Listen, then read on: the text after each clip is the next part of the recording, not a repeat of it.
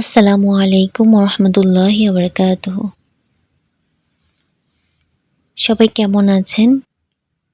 আশা করি যে যেখান থেকে আমার আজকের ভিডিওটি দেখছেন, আল্লাহর রহমতে সবাই অনেক ভালো আছেন এবং সুস্থ আছেন। আমরাও আলহামদুলিল্লাহ আল্লাহর রহমতে অনেক ভালো আছি। আজ সবাইকে একটা ইসলামিক গল্প শোনাবো।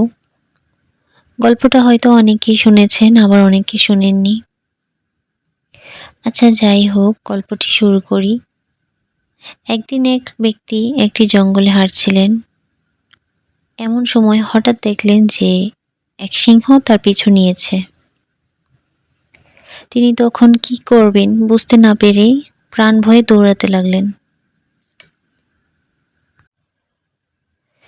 কিছু দূর দৌড়ানোর পর তিনি গিয়ে একটা কুয়ার নিকট পৌঁছালেন। দেখতে পেলেন কুয়াটি পানি শূন্য। এমন অবস্থায় তিনি কি করবেন বুঝতে না পেরে সিংহের হাত থেকে বাঁচার জন্য তিনি চোখ বন্ধ করে কুয়াতে ঝাঁপ দিলেন। পড়তে পড়তে তিনি একটি ঝুলন্ত দড়ি দেখে তা খপ করে ধরে ফেললেন এবং ওই অবস্থায় তিনি ঝুলে রইলেন। উপরে চেয়ে দেখলেন কুয়ার মুখে সিংহটি তাকে খাওয়ার অপেক্ষায় দাঁড়িয়ে আছে। ভাবলেন খুব কষ্টে সিংহের থাবা থেকে নিজেকে রক্ষা করতে পেরেছেন।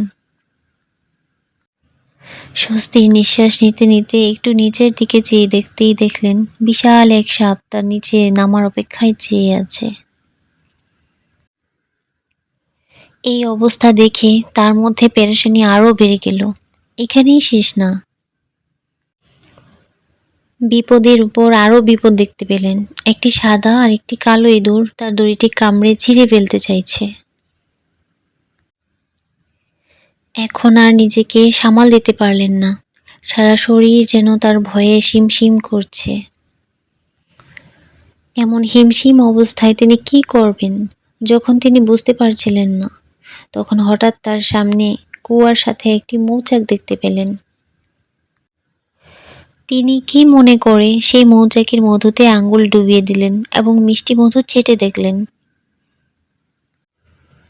সেই মধুর মিষ্টতা এতই বেশি ছিল যে তিনি কিছু মুহূর্তের জন্য উপরের গর্জনরত সিংহ এবং নিচে হাঁ করে থাকা সাপ আর দড়িকাটা ইঁদুরের কথা ভুলে গেলেন। ফলে তার বিপদ অবিসম্ভাবী হয়ে দাঁড়ালো। অনুধাবন, এখানে সিংহটি হচ্ছে আমাদের মৃত্যু, যে সর্বক্ষণ আমাদের তাড়িয়ে বেড়াচ্ছে। আর সাপটি হচ্ছে কবর, যা আমাদের অপেক্ষায় আছে। আর দড়িটি হচ্ছে আমাদের জীবন, যাকে আশ্রয় করি আমাদের বেঁচে থাকা। আর সাদা ইঁদুর হলো দিন আর কালো ইঁদুর হলো রাত, যারা প্রতিনিয়ত ধীরে ধীরে আমাদের জীবনের আয়ু কমিয়ে দিয়ে আমাদের মৃত্যুর দিকে নিয়ে যাচ্ছে। আর মৌচাক হলো দুনিয়া, যার সামান্য মিষ্টতা পরখ করে দেখতে গেলেও আমাদের এই চতুর্মুখী ভয়ানক বিপদের কথা ভুলে যাওয়াটা বাধ্য।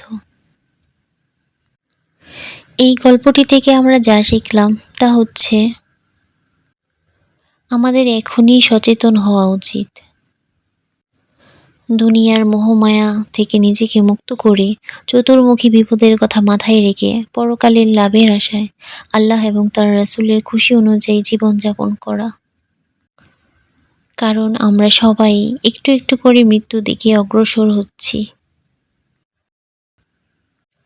হে আল্লাহ, আপনি আমাদের সবাইকে আপনার দ্বীনের সঠিক জ্ঞান বোঝ দান করুন।